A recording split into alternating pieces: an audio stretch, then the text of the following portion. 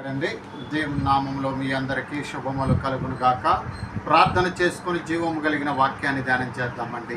మహాపరిశుద్ధుడైన ప్రేమ కలిగిన తండ్రి యేసయ్య, ఈ యొక్క శుక్రవారం రోజున ఆయన ఉదయకాలం వేళ మీ యొక్క ఆలయంలోకి ప్రవేశించి కొద్దిసేపు ఆయన మీ యొక్క వాక్యం ధ్యానం చేయబోతుండగా వాక్యమై ఉన్న దేవ మీరు మాతో మాట్లాడి మీరే మహిమ ఘనత ప్రభావాలు పొందుకోమని వేడుకుంటూ నజరేయుడైన క్రీస్తు నామంలో వేడి అడిగి పొందుకొని ఉన్నాం తండ్రి.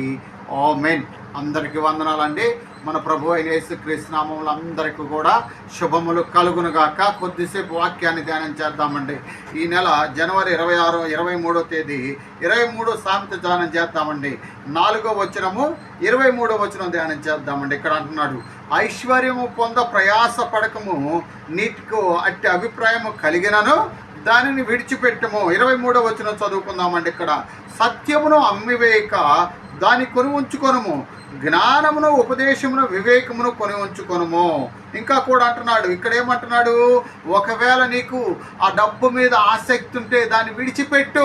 ఇంకా కూడా ఏమంటున్నాడు, అన్నింటికంటే ముఖ్యంగా జ్ఞానం సంపాదించుకోండి అంటున్నాడు.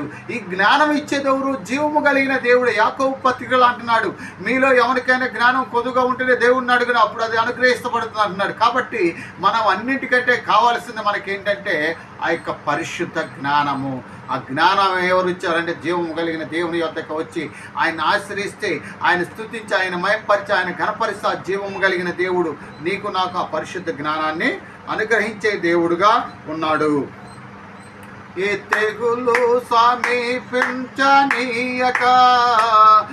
ఏ కీడైనా దరి చేరనీయక, ఆ పదలన్నీ తొలగే వరకు, ఆత్మలో నెమ్మది కలిగే వరకు, నా భారము మోసి బాసటగా నిలచి ఆదరించితివి. ఈ స్తుతి మహిమలు నీకే చెల్లించెదను జీవితాంతము. ఘనమైనవి నీ కార్యములు నా ఎడల, స్థిరమైనవి నీ ఆలోచనలు నా యేసయ్యా.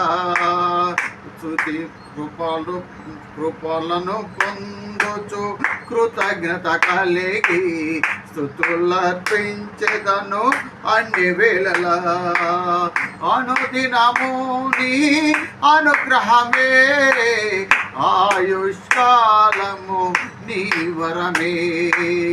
అనుదినము నీ అనుగ్రహమే, ఆయుష్కాలము నీ వరమే.